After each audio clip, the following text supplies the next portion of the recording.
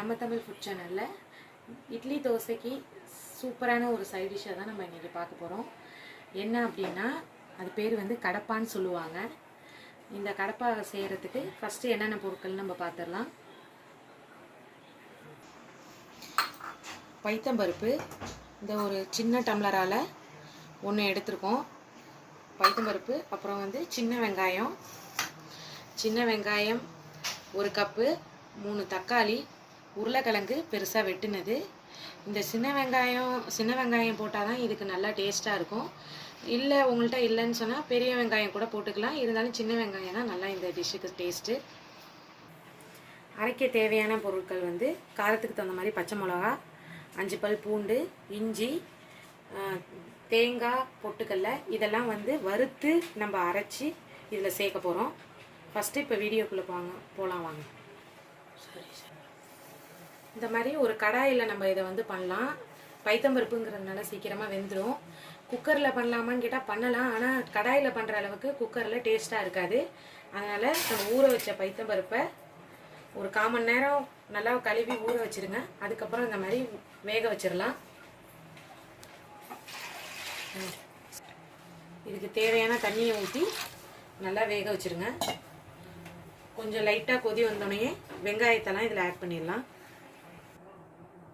இப்போ இது கூடயே நம்ம வந்து உருளைக்கிழங்கையும் நம்ம வேக வச்சிடலாம். ஏன்னா ஆரம்பத்திலே போட்டால் தான் உருளைக்கிழங்கு நல்லா வேகும். பருப்போடையே சேர்ந்து போடும்போது லாஸ்ட்டில் நல்லா குழஞ்சி போயிடும். உருளைக்கிழங்கு போட்டதே தெரியாது. ஓகே ஃப்ரெண்ட்ஸ், இப்போ வந்து நம்ம வறுக்க தேவையான பொருட்களெல்லாம் இதில் சேர்த்துடலாம்.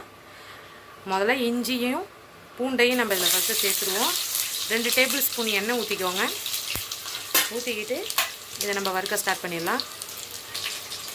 பாருங்கள், நல்லா பச்சை மிளகாவை இந்த மாதிரி உடச்சி போடுங்க, முழுசாக போட்டுறாதீங்க, ஏன்னா வெடிக்கும். நல்லா ஃபஸ்ட்டு இது நல்லா வதங்கிக்கிட்டோம். இப்போ நம்ம பொட்டுக்கல்லையை சேர்த்துக்கலாம். அடுத்தது தேங்காவையும் இதில் சேர்த்து நல்லா எண்ணெயில் நம்ம வறுத்துக்கலாம்.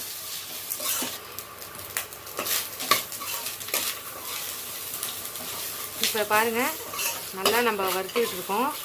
ரொம்ப வந்து ப்ரௌனிஷ் ஆகுற வரைக்கும் வறுக்கணும் தேங்காவை அப்படின்னு அவசியம் இல்லை. ஓரளவு லைட்டாக கலர் மாறினாலே போதும்.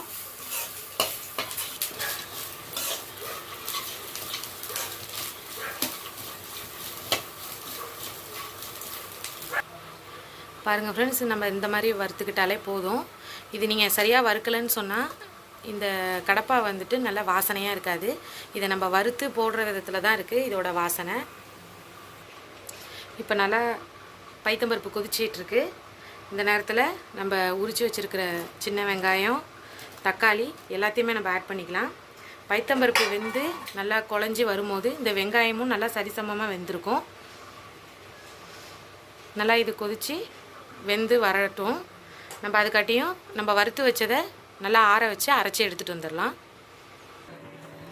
இப்போ பாருங்கள், நம்ம நல்லா தேங்காய் விழுதாக அரைச்சி எடுத்துகிட்டு வந்துட்டோம்.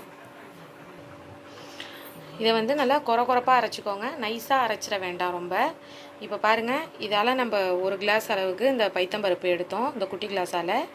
இதால் ஒரு 3.5 டேபிள் ஸ்பூன் நீங்கள் வந்து பொட்டுக்கடலை எடுத்துக்கோங்க. 1/2 மூடி தேங்காய், இதோட அளவு அதான்.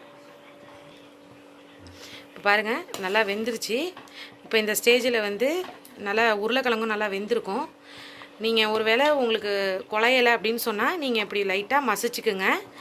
இல்லை வீட்டில் அப்படியே சாப்பிடுவாங்க அப்படின்னா பரவாயில்ல, அப்படியே இருக்கலாம்.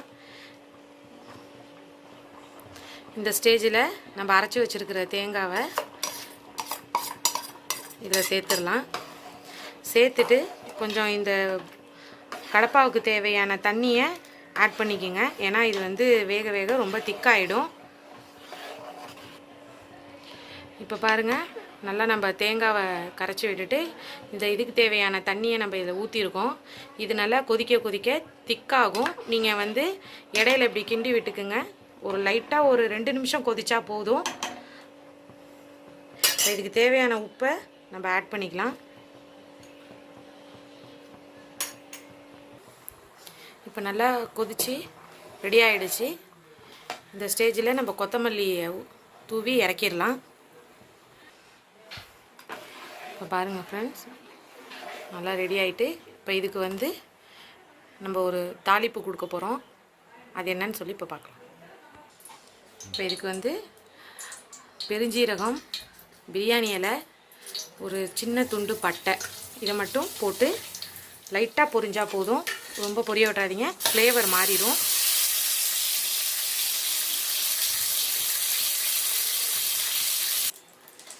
இப்போ அவ்வளோதான். இப்போ இந்த தாளிப்பை இதில் கலந்துடலாம்.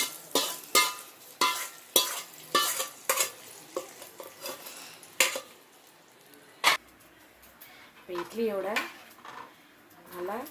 இதை நல்லா முழுகிற மாதிரி ஊற்றி அந்த சின்ன வெங்காயத்தோடு சாப்பிட்டீங்க அப்படின்னு சொன்னால் ரொம்ப அருமையான டேஸ்ட்டாக இருக்கும். நீங்களும் உங்கள் வீட்டில் இந்த கடப்பாவை செஞ்சு பார்த்துட்டு எங்களுக்கு கமெண்ட் பண்ணுங்கள். நம்ம சேனலை மறக்காமல் சப்ஸ்கிரைப் பண்ணுங்கள். தேங்க்யூ.